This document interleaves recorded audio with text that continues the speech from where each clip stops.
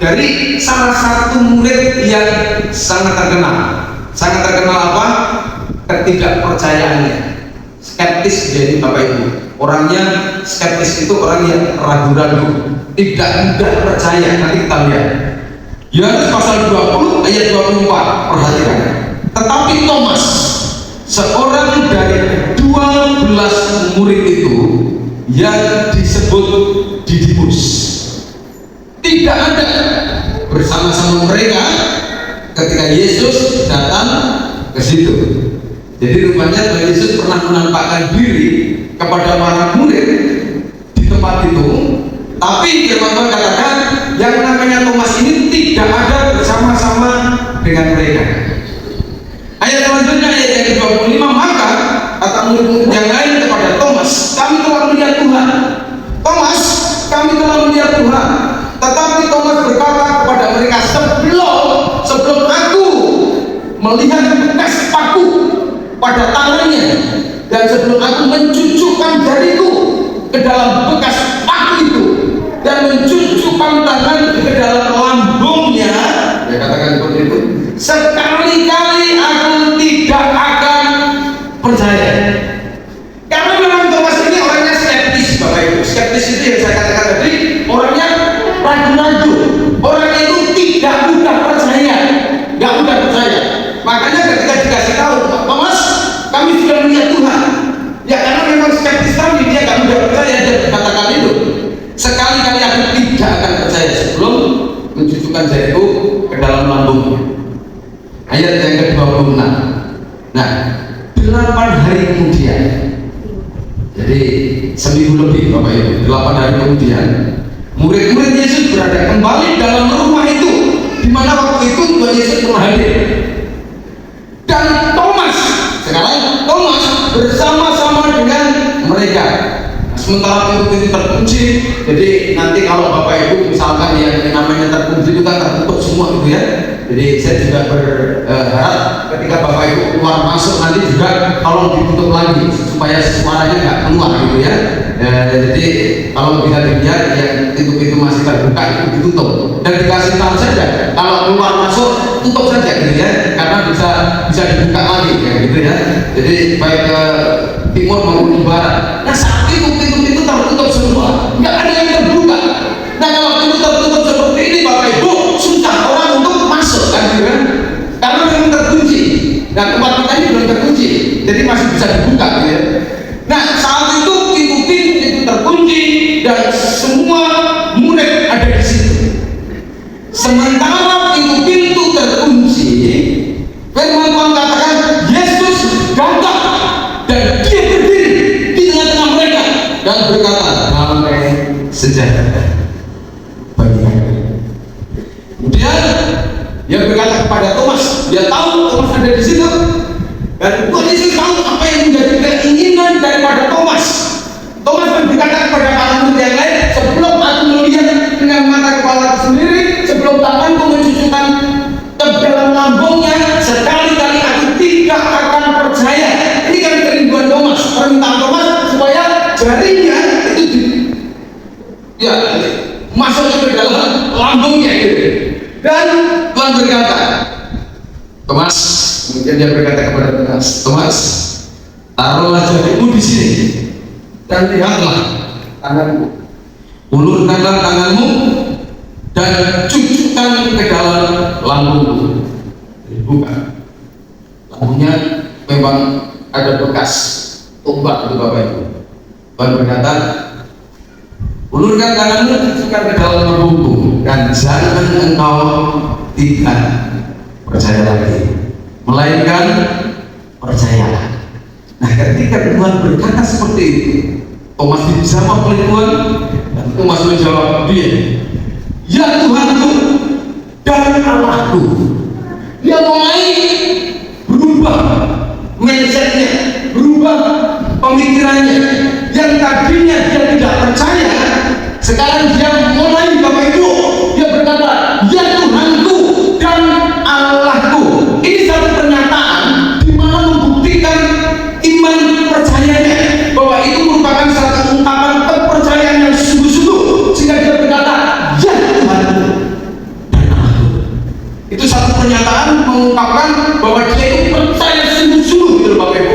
Ya Tuhanku dan Allahku. Ini luar biasa. Ayat 29 kata Yesus kepadanya, karena engkau telah melihat aku maka engkau percaya. Dan pernyataan Tuhan ini berlaku hingga sampai saat ini Bapak Ibu. Berbahagialah mereka, berbahagialah Bapak Ibu dan saya yang tidak melihat namun percaya. Kita nggak melihat Bapak Ibu tapi percaya. Nah Bapak Ibu, ya ada banyak anak Tuhan itu karena himpitan masalah, tantangan, pergumulan dan sebagainya Bapak Ibu, biasanya terlalu fokus pada kenyataan hidup. Ya, karena kenyataan hidupnya itu pahit Bapak Ibu, hidupnya pahit, maka fokusnya itu selalu kepada yang pahit tadi. Dalam tanda petik yang pahit ini kan masalah, pergumulan, tantangan, tidak punya duit, terus bingung dengan kehidupannya, bingung dengan masa depannya, besok kira-kira bagaimana, ini duit juga tidak ada, pangan begitu banyak, anak-anak, waduh banyak sekali Bapak Ibu ya. Nah, orang yang terlalu fokus kepada kenyataan hidup yang pahit itu dapat membuat seseorang itu gagal melihat kebesaran Tuhan. Jadi kalau fokus kita itu kepada pergumulan masalah yang pahit-pahit dalam hidup kita, maka kita akan gagal melihat bahwa kita punya Tuhan yang besar. Biasanya seperti itu Bapak Ibu. Ada banyak itu orang akan berkata, wah enak, spontan berkata begitu. Tapi coba Bapak Ibu, ketika si kopi pahit mulai dirasakan, dinikmati, ya enak juga, betul nggak Bapak Ibu? Nah sesuatu yang pahit, kadang-kadang Tuhan izinkan terjadi, yang kita nikmati saja. Dia nggak punya duit, nggak apa, nikmati saja. Pekerjaan ya nggak lancar, nikmati saja. Masa depan kayaknya tidak menentu, masa depan kayaknya tidak ada hari depan yang cerah, nikmati saja Bapak Ibu. Kalau memang Tuhan izinkan itu terjadi dalam hidup kita, sampai kalau nggak sungguh-sungguh, ya kita berdoa secara khusus Bapak Ibu untuk bungkus. Ya, bungkus ketika ya, kakinya Tuhan izinkan susah bergerak dan sebagainya, kita doakan dioperasi, puji Tuhan lancar operasinya. Nah, proses pemulihan kemarin malah justru Tuhan izinkan masuk rumah sakit lagi, opnam Bapak Ibu, karena muntaber. Nah, karena ya yang diminum mungkin terlalu banyak, apa namanya, lambungnya nggak kuat gitu ya. Jadi muntaber katanya semalam itu 30 kali lebih, betul ya, 30 kali lebih sehingga lemes harus dibawa. Kita doakan. Nah kalau memang Tuhan baru izinkan, nikmati saja, tidak apa-apa Bapak Ibu. Tetap berharap sama Tuhan, tapi jangan fokus kepada yang pahitnya. Misalnya fokus tetap kepada Tuhan, aku punya Tuhan yang besar, aku punya Tuhan yang manis, yang sanggup untuk menolong. Kalau Tuhan izinkan ini terjadi, yang pahit terjadi, jangan nikmati aja, nggak masalah Bapak Ibu. Nah Bapak Ibu, ada banyak anak-anak Tuhan itu yang ikut Tuhan lama, menikmati kebaikan Tuhan itu luar biasa. Namun ketika diperhadapkan dengan satu peristiwa yang tidak sesuai dengan harapan, biasanya ya mereka akan menjadi kecewa. Dan bahkan ada banyak anak Tuhan yang mulai meninggalkan Tuhan juga. Nah dalam bacaan kita hari ini Bapak Ibu, itu bisa pembacaan kita ini. Thomas, yang namanya Thomas ini Bapak Ibu, Thomas ini adalah salah seorang murid Kristus yang sudah lama ikut Tuhan. Jadi Tuhan pilih para murid. Thomas ini merupakan orang yang pertama juga masuk dalam di jajaran para murid ini. Pilih Thomas ada di situ. Nah, ketika pelayanan pertama kali Tuhan Yesus, Thomas mengikuti Bapak Ibu. Jadi ketika Tuhan Yesus ini melakukan mujizat, ada banyak hal yang dilakukan oleh Tuhan Yesus, banyak orang cari Tuhan, mujizat terjadi. Thomas ini Bapak Ibu yang skeptis tadi, yang nggak mudah percaya, yang lihat dengan mata kepala sendiri, wah luar biasa, yang buta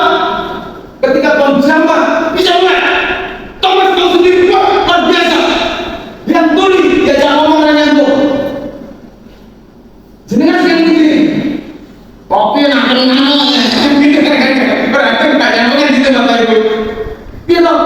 Jenengan sing ngerti. Ah, yang tahu kopinya nak. Jenengan jadi ketemu kali yang teman-teman itu kita ribut Bapak Ibu. Dua kali kan? Dari tulis nggak dengar Bapak Ibu. Tuan jamaah bisa nggak? Bu, luar biasa. Yang nunggu di belakang oleh orang masuk Bapak Ibu ditandu dari atas buka atapnya bisa berjalan. Thomas melihat dengan mata kepala sendiri. Bahkan Lazarus Bapak Ibu, Lazarus yang mati sudah 4 hari dikubur Bapak Ibu. Orang berpikir nggak mungkin karena 4 hari ini bagi orang-orang Yahudi saat itu Bapak Ibu, ini nggak mungkin bisa balik lagi, bisa bangkit lagi, nggak mungkin bisa. Karena menurut pemikiran orang-orang Yahudi Bapak Ibu, hari pertama itu mungkin kalau ada orang yang pintar dalam tanda petik itu ambil rohnya lagi. Jadi dalam tanda petik kalau ada orang pintar ambil rohnya lagi, masukkan ke yang mati tadi masih bisa. Ini pemikiran orang Yahudi karena hari pertama ya rohnya itu masih di sekitar rumah gitu Bapak Ibu. Nah, di dalam rumah lah. Jadi kalau ada orang pintar datang, tangan masukkan lagi masih bisa. Hari kedua itu juga bisa. Mengapa? Karena rohnya itu juga mulai di luar rumah. Tapi begitu lihat bisa. Ini pemikiran orang Yahudi, hampir sama dengan orang Jawa kan seperti itu. Hari ketiga itu rohnya sudah melayang. Jadi kalau ada orang pintar, dia lihat tangkap lagi Bapak Ibu, masukkan masih bisa hidup. Tapi hari keempat itu pun hilang, rohnya ini sudah hilang. Jadi sepintar apapun orang itu menurut orang Yahudi tidak akan mungkin bisa orang yang mati hidup lagi. Nah kalau Yesus sengaja datang saat itu telah Bapak Ibu 4 hari sudah Lazarus di kuburan. Ketika Tuhan Yesus datang dan Yesus ngomong itu kemuliaan Tuhan. Lazarus bangkit keluar. Lazarus yang mati yang ada di dalam gua dia langsung berdiri Bapak Ibu. Ya karena kan kalau di sini kan mungkin ya kalau ya apa sepupu kita gitu, mungkin di waktu dan sebagainya gitu. Kalau dia kan dikafani Bapak Ibu, biasanya dikafani. Begitu bangun kan kayak apa? Kafani semua rapat. Mau jalan gimana? Kan nggak bisa Bapak Ibu. Lazarus bangkit keluar. Ya karena dikafani ya nggak bisa lari ya pasti kita jalannya gitu Bapak Ibu ya. Keluar dari teriak. Nah Thomas itu lihat dengan mata kepala sendiri. Ya kata Bapak Ibu.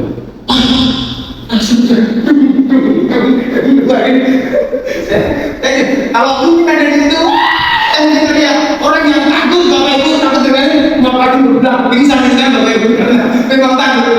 Nah Thomas dia lihat biasa itu Thomas Bapak Ibu. Apa kalau lagi dalam pembacaan kita sudah ikut lama, sudah tahu ya mujizat terjadi ketika diperhadapkan dengan situasi kondisi yang memang Tuhan yang dia sembah itu mati Bapak Ibu, menurut pemikirannya dia mati. Dan ketika para murid berkata, Thomas kami melihat Tuhan kita hidup, nggak percaya.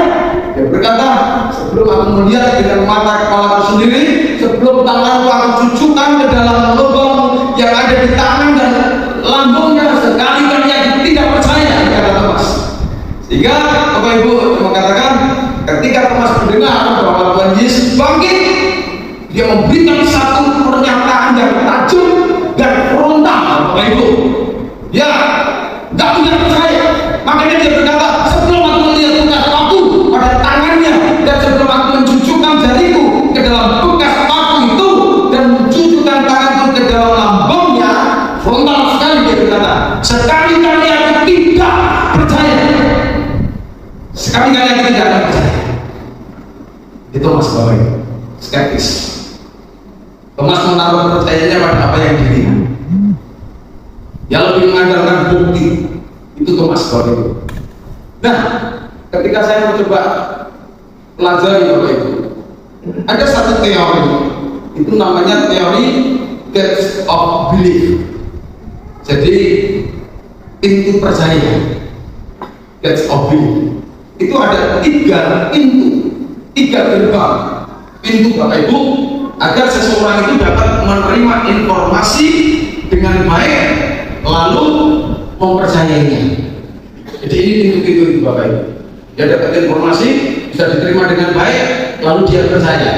Nah, menurut teori Gates of Belief ini Bapak Ibu, yang pertama itu adalah pintu atau gerbang visual, yang dilihat visual.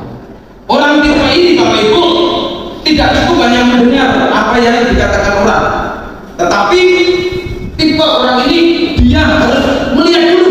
Kalau tidak melihat tidak percaya. Jadi kalau cuma dikasih tahu, di sana ada tabrakan, kalau dia nggak lihat nggak percaya. Orang tipe pertama ini yaitu gerbang visual.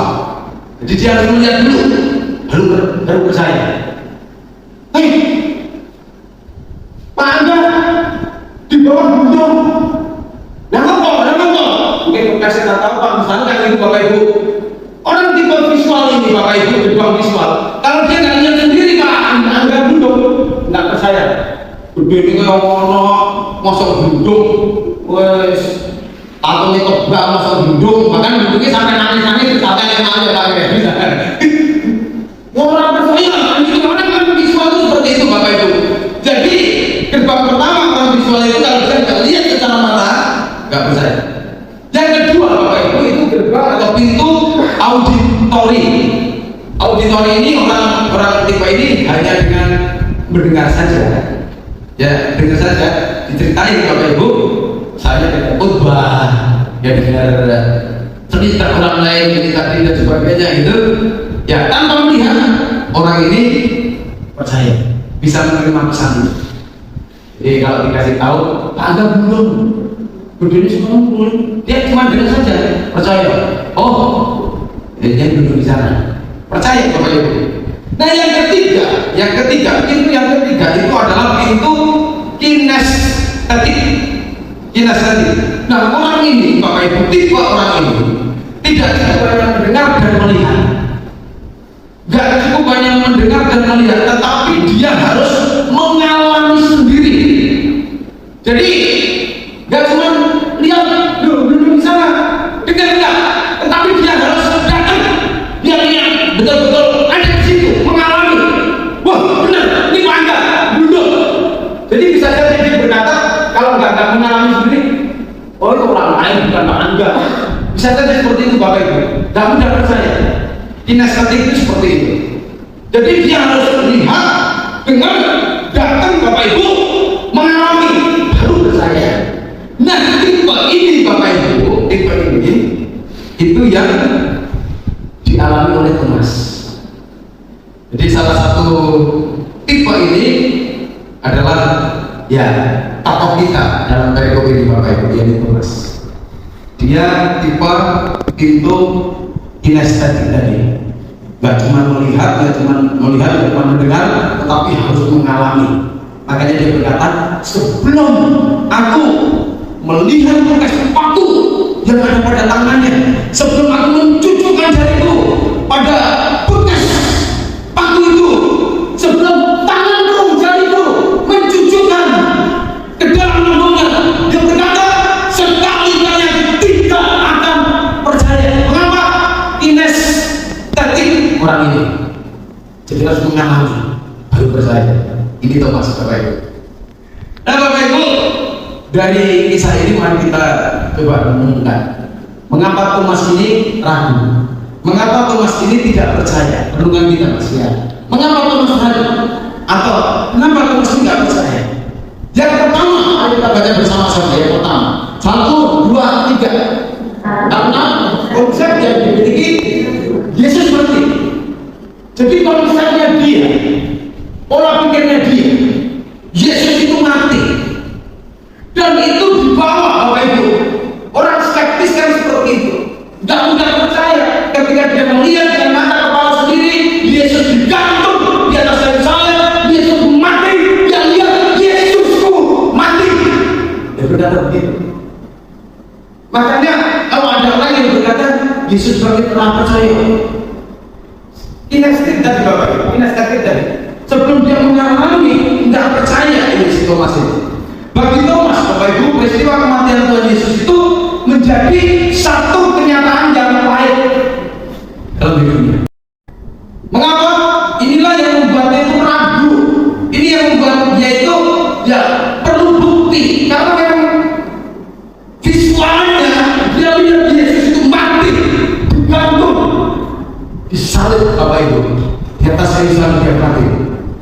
Di satu sisi dia memandang Tuhan Yesus itu sebagai pribadi yang hebat ketika jadi muridnya.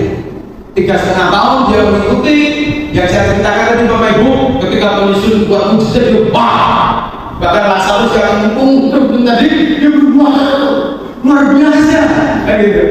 Nah itu dia, di satu sisi ketika dia masih mengikuti Tuhan, Yesus itu jos, Yesus ajaib, Yesus itu hebat, luar biasa. Dan kata begitu Bapak Ibu, belum Yesus mati, tapi pada akhirnya ketika Yesus harus menjalani via dolorosa, mati di atas kayu salib Bapak Ibu, dengan mata kepalanya sendiri dia tahu Yesus yang tak pikir hebat, Yesus yang tak pikir akan muncul jadi Mesias, membebas bagi bangsa Israel dari tekanan penjajahan Romawi saat itu, akan menjadi superhero.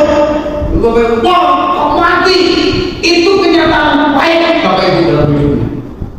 Yesus gurunya yang tadinya dia begitu harapkan menjadi pembebas, menjadi Mesias, mati di atas kayu salib. Ya, Yesus mati. Yesus mati. Dia tahu persis itu. Yesus mati. Maka dalam konsepnya Bapak Ibu, Yesus itu mati. Konsep yang dimiliki Yesus itu mati. Nah, peristiwa kematian dan ditinggal oleh orang yang dikasihi itu Bapak Ibu, ini merupakan pukulan berat bagi Thomas. Ini kenyataan pahit yang dihadapi saat itu. Bapak Ibu, berapa banyak dari kita yang begitu haus akan kebesaran Tuhan, tapi ya seringkali kita melihat ada banyak kepahitan tadi Bapak Ibu. Thomas ini bagian yang pahit tadi. Konsepnya itu Yesus itu mati. Konsepnya itu Yesus itu sudah berhenti di situ. Gak akan mungkin bisa jadi superhero tadi yang diharapkan musnah. Seberapa banyak di antara kita yang seringkali seperti itu Bapak Ibu, yang kita harapkan gak jadi kenyataan. Kita berdoa, Tuhan nanti tahun ini Tuhan kasih yang ini, Tuhan aku minta tahun ini Tuhan berkati ini, Tuhan saya minta tahun ini pekerjaanku, ya keluargaku, apapun kesehatan dan sebagainya kita minta sama. Tapi kenyataannya Tuhan gak kasih, bahkan sesuatu yang pahit terjadi. Bapak Ibu, jangan lagi menuntut Tuhan kita yang besar hanya dari bukti-bukti jasmani saja. Yang orang ini orang apa ini, orang percaya Bapak Ibu jangan. Kita punya banyak besar. Percaya bahwa kenyataan hidup yang baik itu tidak membuktikan bahwa Tuhan itu tidak bekerja dan meninggalkan kita. Di kehidupan yang baik, Tuhan juga bekerja. Di kehidupan yang baik, Tuhan juga berkarya. Bapak Ibu, jangan lupa Tuhan tidak pernah meninggalkan kita sendirian. Amin. Jadi Tuhan itu 24 jam dalam sehari tidak pernah meninggalkan Bapak Ibu dan saya. Kenapa seperti itu? Karena janji aku menyertai kamu sampai kesudahan zaman. Itu janji Tuhan. Immanuel, Tuhan beserta, aku beserta. Kenapa kamu takut? Kalau aku berkata kepadamu aku besertamu, sampai apapun hidupmu, aku tetap ada di situ. Aku tidak meninggalkan Tuhan. Kenapa kamu takut? Akan-akan Tuhan berkata begitu. Kenapa kita takut? Kenapa kita ragu? Karena konsep kita sama seperti konsepnya Thomas. Kita berpikir bahwa Yesus mati, sehingga ini menjadi beban yang berat banget. Ini menjadi beban yang betul-betul menyindir. Kenapa Tuhan tidak tolong? Salah Bapak Ibu. Tuhan itu tolong kita. Makanya konsep kita ini harus berubah. Konsep di mana Yesus dia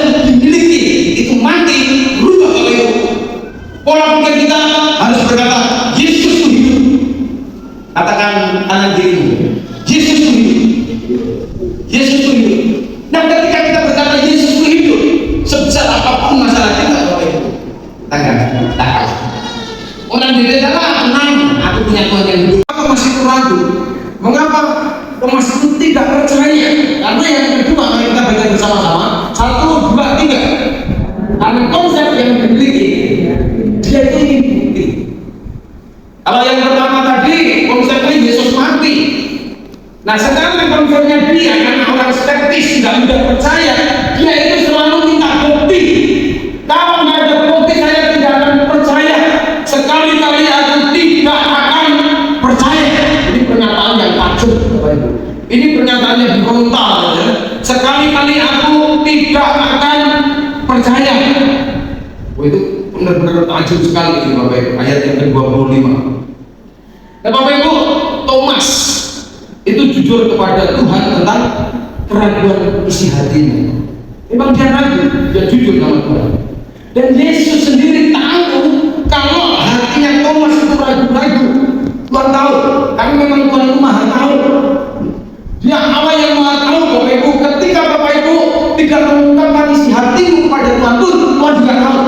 Karena memang dia Allah yang maha tahu.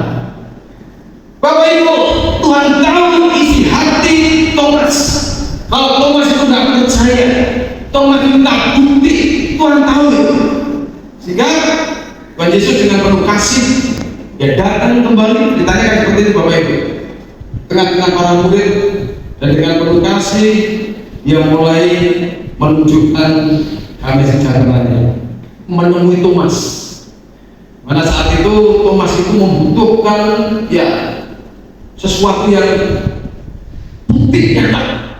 Makanya Tuhan berkata di dalam, kembali Mas coba lihat ayatnya, ayat yang ke-26, ayat yang ke-27. Nah ini, perhatikan Bapak Ibu. Kemudian Yesus berkata kepada Thomas, Thomas, taruhlah jarimu di sini dan lihatlah tanganmu. Ulurkan tanganmu, sujudkan ke dalam lambungku, dan jangan engkau tidak percaya lagi, melainkan percaya. Bapak Ibu, Tuhan dengan penuh kasih, dengan damai sejahteranya yang menuntun Thomas ini untuk percaya kepada-Nya. Ya, dia memahami setiap persoalan. Tuhan memahami setiap persoalan Bapak Ibu. Makanya ikut Tuhan itu gak lebih. Bapak Ibu punya Tuhan Yesus itu gak lebih. Dia benar-benar Tuhan yang hidup, yang tahu setiap persoalan bagi kita. Apa yang menjadi keinginan Tuhan tahu, dan Tuhan pasti jawab. Kalau Bapak Ibu dengan sungguh-sungguh. Thomas yang pengen sebelum aku lihat dengan mata kepala sendiri, sebelum tangan tujuh dan baik, Tuhan tahu itu benar hatinya. Tuhan kasih ini loh Thomas. Nih, mabuk, dikasih Bapak Ibu. Bapak Ibu persoalan apapun ketika Bapak Ibu sungguh-sungguh kepada Tuhan, minta kepada Tuhan. Thomas yang tak percaya saja minta dalam ketidakpercayaannya, dikasih Bapak Ibu. Coba perhatikan kalimat saya ini. Thomas dalam ketidakpercayaannya saja minta sama Tuhan, dikasih Bapak Ibu. Apalagi Bapak Ibu yang percaya, itu akan jauh lebih dikasih oleh Tuhan. Amin. Yang tak percaya saja dikasih, masa kita yang percaya, kita yang percaya tidak dikasih? Bapak Ibu pasti dikasih. Nah Bapak Ibu, setelah Tuhan Yesus meneguhkan iman daripada si Thomas ini, Yesus menyampaikan, Thomas, ini aku tunjukkan dan sebagainya Bapak Ibu. Dan satu pernyataan ungkapan yang Tuhan katakan itu luar biasa, memberkati banyak orang percaya. Melalui siapa? Melalui Thomas. Kalau tidak ada Thomas, tidak akan muncul pernyataan itu Bapak Ibu. Kalau tidak ada Thomas, maka Tuhan tidak akan berkata pernyataan ini. Pernyataan apa? Next Mas, coba lihat ayat yang ke-27 tadi. Oh, ayat 29. Perhatikan Bapak Ibu. Kata Yesus kepada Thomas, karena engkau melihat, telah melihat aku, maka kau percaya. Ini pernyataan Tuhan Yesus. Berbahagialah Bapak Ibu dan saya, berbahagialah mereka yang tidak melihat namun percaya. Tanpa Thomas pernyataan ini tidak akan mungkin muncul. Tapi dengan adanya Thomas Bapak Ibu, maka pernyataan ini diungkapkan sama Tuhan. Berbahagialah mereka yang tidak melihat namun percaya. Jadi ini memberkati banyak orang Bapak Ibu, memberkati banyak orang Kristen ini Bapak Ibu. Mengapa? Ya saya nggak melihat secara mata kepala saya sendiri bahwa Yesus mati, Yesus hidup. Secara mata kepala saya nggak pernah lihat Bapak Ibu. Tapi iman percaya harus kuat, dan ini diungkapkan sama Tuhan. Berbahagialah orang-orang yang seperti itu. Artinya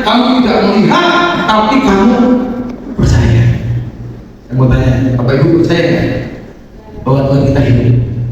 Percaya? Amin. Kalau Bapak Ibu percaya, artinya Bapak Ibu termasuk dari golongan ini.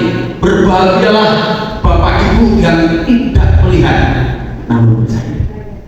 Haleluya, luar biasa. Bapak Ibu, kata-kata ini sangat menguatkan kita semua yang belum melihat Kristus, yang bangkit menampakkan diri tapi tidak percaya kepada Dia. Bagian ini Bapak Ibu masihkah kita ragu? Pertanyaannya, adakah di antara kita yang ragu dengan hidup kita? Sakitmu, pergumulanmu yang pahit-pahit ini tadi Bapak Ibu, konsep harus berubah. Aku punya Tuhan yang besar, aku punya Tuhan yang hidup, aku punya Tuhan yang berkuasa, yang sanggup memberkati dan menolong hidupku. Itu harus berubah konsepnya. Yang kedua harus berubah bahwa ya kita tidak perlu bukti dengan iman saja. Kalau si Thomas yang kedua mas, dia ini tidak percaya lagi karena konsep yang dimiliki jadi bukti. Bapak Ibu dan saya tidak perlu bukti, nggak usah ada bukti, percaya saja, pasti Tuhan kasih. Bapak Ibu mau gerbang yang mana? Mendengar saja, percaya? Apa harus melihat, percaya? Aku sama seperti